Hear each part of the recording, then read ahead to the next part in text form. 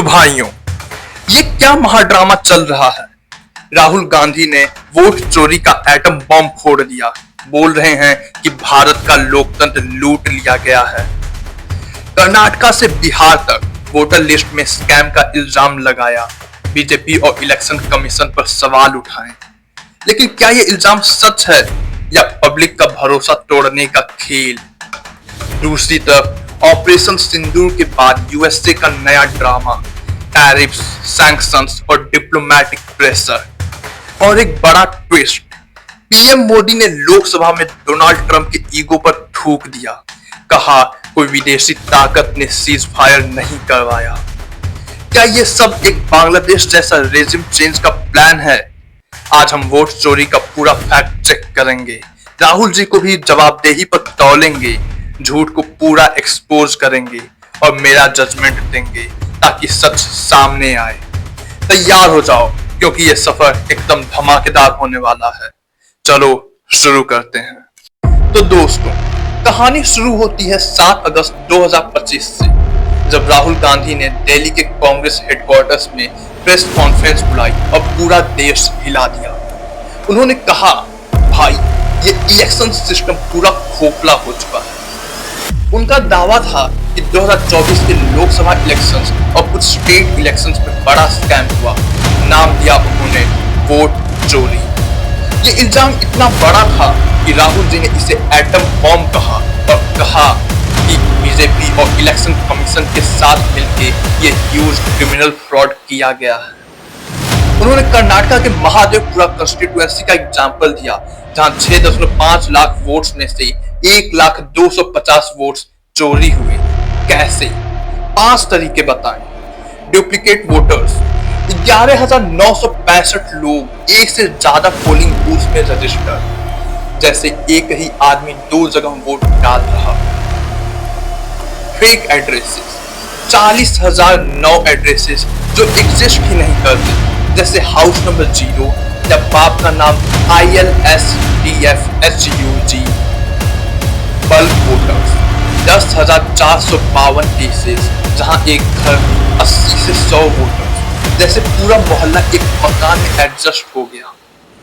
Invalid photos, 4,132 voters के photos गलत या मिसिंग, मतलब कोई भी किसी के नाम पर वोट डाल सकता है।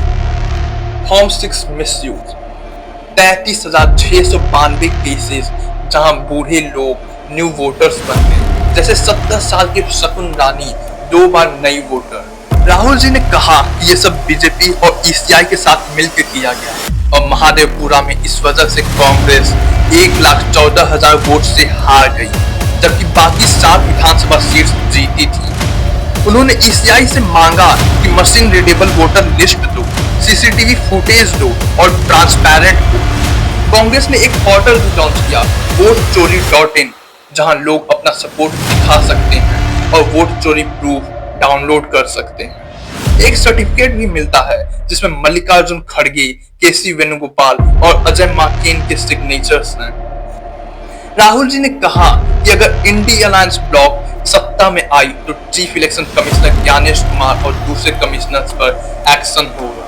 उन्होंने बिहार में स्पेशल इंटेंसिव रिवीजन SIR को भी वोट चोरी का नया पैकेज कहा, जहां 65 लाख वोटर्स के नाम काट दिए गए। लेकिन सवाल ये है, क्या ये इल्जाम सच है या पब्लिक का भरोसा तोड़ने का खेल? चलो ईसीआई का जवाब देखते हैं। अब यहाँ पहला प्लॉट ट्विस्ट आता है। इलेक्शन कमीशन ने तुरंत जवाब दिया कि राहुल जी, ये वोट चोरी का ड्रामा क्यों? प्रूफ दो, प्रूफ। ईसीआई ने कहा कि ये इल्जाम बेसलेस और मिसलीडिंग है। Chief election commissioner Gyanesh Kumar ने 17 अगस्त को प्रेस कॉन्फ्रेंस में कहा कि बिहार का SIR प्रोसेस वोटर लिस्ट को क्लीन करने के लिए है, कोई फ्रॉड नहीं। उन्होंने कहा कि 1 पर्सन 1 वोट का सिस्टम 1951 से चला आ रहा है और अगर कोई 2 बार वोट करता है तो एफिडेविट के साथ प्रूफ दो। ईसीआई ने महादेवपुरा के बारे में कहा कि कांग्रेस ने ड्राफ्ट रूल्स के टाइम कोई ऑब्जेक्शन नहीं उठाया। नवंबर 2024 में ड्राफ्ट रूल्स शेयर किए, जनवरी 2025 में फाइनल रूल्स भी, लेकिन कांग्रेस चुप थी। अब एकदम से वोट चोरी का राग क्यों? ईसीआई ने यह भी कहा कि सीसीटीवी फुटेज 45 दिन तक रखे जाते हैं जब तक कोई इलेक्शन पिटीशन कोर्ट में फाइल ना हो। उसके बाद प्राइवेसी के लिए ये डिस्ट्रॉय कर दिया जाता है। राहुल जी मांग रहे हैं 10-15 साल पुराना डाटा। ये तो जैसे बोल रहे हो कि अपना 10 साल पुराना व्हाट्सएप चैट दिखाओ। ईसीआई ने राहुल जी से रूल 23B के अंडर ओथ साइन करके प्रूफ देने को कहा, नहीं तो माफी मांगने को कहा। डेडलाइन 17 अगस्त था, लेकिन राहुल जी ने कोई एफिडेविट नहीं दिया। ईसीआई ने कहा कि ये इल्जाम करोड़ों वोटर्स और लाखों पोल ऑफिसर्स का अपमान है और वोट चोरी जैसा शब्द डर्टी फ्रेज है। सुप्रीम कोर्ट ने भी ईसीआई से कहा कि बिहार के 65 लाख डिलीटेड वोटर्स का लिस्ट ऑनलाइन डालो, जो ईसीआई ने 56 घंटे में किया। लेकिन यहां एक सवाल है, क्या ईसीआई के रूल्स में कमी है या राहुल जी के इल्जाम में दम नहीं? चलो फैक्ट चेक करते हैं। अब इन डेप्थ फैक्ट चेक करते हैं ताकि झूठ एक्सपोज हो और सच सामने आए। राहुल जी के इल्जाम को एक एक करके तौलते हैं, न्यूट्रल रहकर बोथ साइड्स देखते हैं। Duplicate voters 11,965। राहुल जी ने महादेवपुरा में डुप्लीकेट वोटर्स का दावा किया, जैसे गुरकीरत सिंह डांग के 4 ईपीआईसी नंबर्स और शकुन रानी के 2। लेकिन फैक्ट चेकर्स जैसे एएलटी न्यूज ने दिखाया कि ये ईपीआईसी नंबर्स ईसीआई के वेबसाइट पर हैं, लेकिन ईसीआई ने कहा कि ये डाटा एंट्री एरर्स या आउटडेटेड रूल्स की वजह से हो सकता है। आदित्य श्रीवास्तव का केस भी उठाया गया, जहां राहुल जी ने कहा कि उन्होंने 3 स्टेट्स में वोट किया, लेकिन इंडिया टीवी के इंटरव्यू में आदित्य ने कहा कि उन्होंने सिर्फ एक स्टेट में वोट किया, 2016 में मुंबई, 2024 में बेंगलुरु। ईसीआई ने कंफर्म किया कि कोई मल्टी स्टेट वोटिंग का प्रूफ नहीं है। ये एरर्स हैं, लेकिन सिस्टमैटिक फ्रॉड का नहीं। Fake addresses 40,009। राहुल जी ने कहा कि 40,009 एड्रेसेस फेक हैं, जैसे हाउस नंबर 0 या 153 बियरे स्ट्रीट जो एक कैफे है। ईसीआई ने कहा कि हाउस नंबर 0 नोशनल एड्रेस है, जो होमलेस या उन लोगों के लिए यूज होता है जिनके पास परमानेंट एड्रेस नहीं। इंडिया टीवी के इन्वेस्टिगेशन में पता चला कि मुन्नी रेड्डी गार्डन का हाउस नंबर 35 एक रेंटल प्रॉपर्टी है, जहां माइग्रेंट वर्कर्स रहते हैं। ओनर जयाराम रेड्डी ने कहा कि 80 वोटर्स वहां रजिस्टर थे, लेकिन वो सब माइग्रेंट वर्कर्स थे जो रिलोकेट हो चुके हैं। द न्यूज मिन्यूट ने भी कंफर्म किया कि ये वोटर्स वहां नहीं रहते, लेकिन ये फ्रॉड का प्रूफ नहीं, बल्कि वोटर लिस्ट अपडेट ना होने का इश्यू है। राहुल जी ने कहा कि एक एड्रेस पर 80 से 100 वोटर्स रजिस्टर हैं। ईसीआई ने कहा कि ये जॉइंट फैमिलीज, रेंटल अकोमोडेशन या माइग्रेंट वर्कर्स की वजह से होता है। मीडिया रिपोर्ट्स ने कंफर्म किया कि ये एडमिनिस्ट्रेटिव एरर्स हैं, ना कि systematic fraud. Invalid photos 4132। Rahul ji ने कहा कि 4132 वोटर्स के फोटोज गलत या मिसिंग हैं। BJP IT cell chief Amit Malviya ने एक्स पर एक फैमिली की फोटो पोस्ट की, जिसको राहुल जी ने फेक कहा था, लेकिन फैक्ट चेकर्स ने दिखाया कि उस फैमिली के पास 2 ईपीआईसी नंबर्स थे, एक महादेवपुरा में, दूसरा बेंगलुरु साउथ या कटक में। ये डुप्लीकेट ईपीआईसी का इश्यू है, लेकिन ईसीआई ने कहा कि ये 99 करोड़ वोटर्स के डेटाबेस में छोटी सी गलती है और 2025 में डीडुप्लीकेशन ड्राइव चला था। फॉर्म 6 का मिसयूज 33,692। राहुल जी ने कहा कि 70 से 95 साल के लोग फर्स्ट टाइम वोटर्स बन गए। ईसीआई ने कहा कि ये डेटा एंट्री एरर्स हैं और फॉर्म 6 का मिसयूज का कोई सॉलिड प्रूफ नहीं। शकुन रानी का केस भी आउटडेटेड वोटर लिस्ट का रिजल्ट था, ना कि फ्रॉड। राहुल जी के इल्जाम में कुछ वैलिड कंसर्न्स हैं, वोटर लिस्ट में एरर्स, डुप्लीकेट ईपीआईसी नंबर्स और आउटडेटेड एड्रेसेस। ईसीआई ने 2025 में 99 करोड़ वोटर्स के डेटाबेस को डुप्लीकेट किया और सुप्रीम कोर्ट के ऑर्डर पर बिहार के 65 लाख डिलीटेड वोटर्स का लिस्ट ऑनलाइन डाला। लेकिन राहुल जी के दावे जैसे 1,250,000 फेक वोट्स या बीजेपी ईसीआई कोल्यूजन के कोई सॉलिड प्रूफ नहीं मिले। मीडिया इन्वेस्टिगेशंस जैसे इंडिया टीवी और द न्यूज माइन्यूट ने भी ये कंफर्म किया कि ये एरर्स रूटीन है, लेकिन ह्यूज क्रिमिनल फ्रॉड का दावा ज्यादा बड़ा है। ध्रुव राठी ने वीडियो में कहा कि ये इश्यू सीरियस है, लेकिन ईसीआई के रिफॉर्म्स को भी नोट किया। झूठ एक्सपोज, राहुल जी के कुछ एग्जाम्पल्स जैसे आदित्य श्रीवास्तव का मल्टी स्टेट वोटिंग गलत साबित हुए। वो सिर्फ एक जगह वोट किए। पब्लिक को यह बताना जरूरी है कि एरर्स हैं, लेकिन फ्रॉड का प्रूफ नहीं, वरना लोकतंत्र में भरोसा कम होता है। अब बड़ा सवाल, राहुल जी ये वोट चोरी का इतना बड़ा इल्जाम लगा रहे हैं, लेकिन कोर्ट क्यों नहीं जा रहे? कॉन्स्टिट्यूशनल एक्सपर्ट्स जैसे पीडीटी आचार्य और कपिल सिब्बल ने कहा कि rule 23B post election complaints के लिए नहीं है। इलेक्शन पिटीशंस हाई कोर्ट्स में फाइल करनी होती है, जो कांग्रेस ने अब तक नहीं किया। राहुल जी ने कहा कि ईसीआई का डाटा ही प्रूफ है, तो एफिडेविट की जरूरत नहीं, लेकिन ईसीआई का कहना है कि बिना फॉर्मल कंप्लेंट के ये इल्जाम बेसलेस हैं। कांग्रेस ने 2024 के लोकसभा इलेक्शंस के बाद ऑलमोस्ट कोई इलेक्शन पिटीशंस फाइल नहीं की, जबकि उन्होंने 48 सीट्स हारने का इल्जाम लगाया। अगर राहुल जी के पास इतना सॉलिड प्रूफ है, तो कोर्ट में क्यों नहीं जाते? राहुल जी ने डेड वोटर्स से चाय पे चर्चा की, लेकिन कोर्ट में प्रूफ क्यों नहीं देते? ये इनएक्शन पब्लिक के भरोसे को कमजोर कर सकता है, क्योंकि बिना लीगल एक्शन के ये इल्जाम सिर्फ मीडिया ट्रायल बन जाते हैं।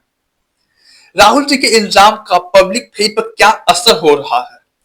कांग्रेस ने वोट चोरी को एक मूवमेंट बना दिया, votechori.in।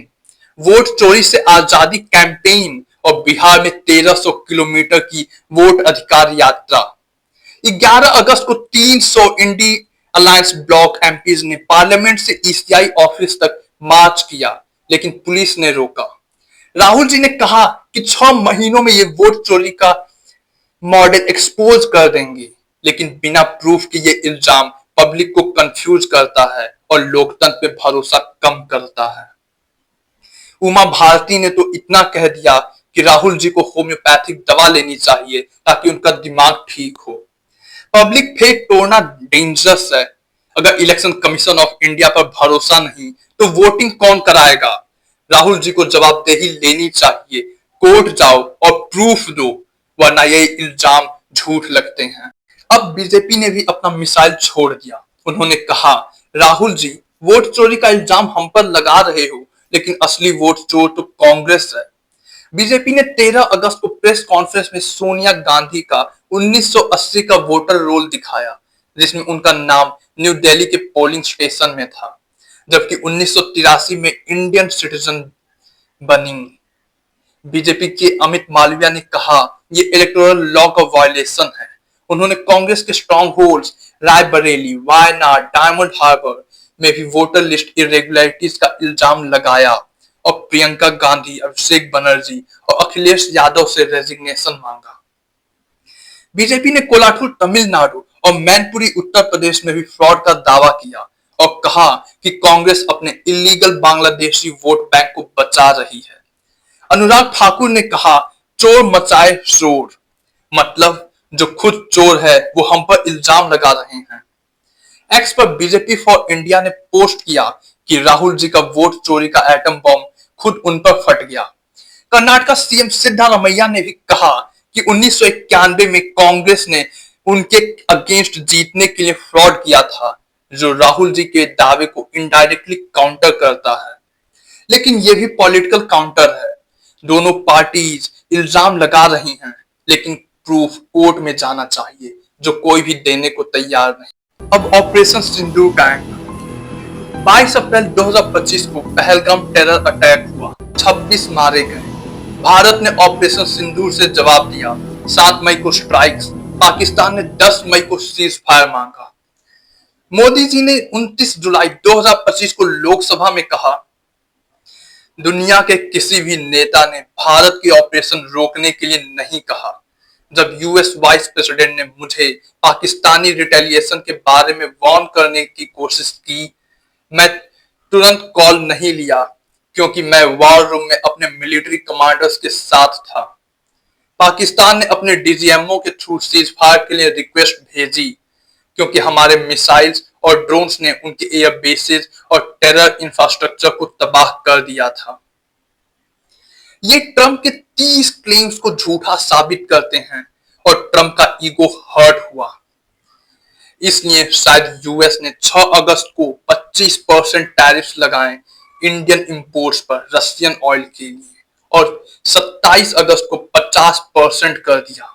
ये $60 बिलियन के इंडियन एक्सपोर्ट्स को हिट करेगा। बांग्लादेश में Yunus government US backed regime change का एग्जाम्पल है, लेकिन इंडिया में ऐसा प्रूफ नहीं। मगर फिर भी रॉ और आईबी को सावधान रहना होगा और इंटरनल पॉलिटिक्स पर नजर रखनी होगी। अब मेरा जजमेंट सुनो भाई लोग, वोट चोरी के इल्जाम में कुछ सच है। वोटर लिस्ट में एरर्स हैं, जैसे डुप्लीकेट्स और फेक एड्रेसेस, जो एडमिनिस्ट्रेटिव लैप्सेस हैं। ईसीआई को ट्रांसपेरेंसी बढ़ानी चाहिए, लेकिन राहुल जी के दावे सिस्टमैटिक फ्रॉड और बीजेपी ईसीआई कॉल्यूजन झूठ लगते हैं, क्योंकि no affidavit, no court case और मीडिया फैक्ट चेक्स ने एरर्स को रूटीन बताया। ये झूठ एक्सपोज। राहुल जी ने डेडलाइन मिस किया और इनके एग्जाम्पल्स गलत साबित हुए।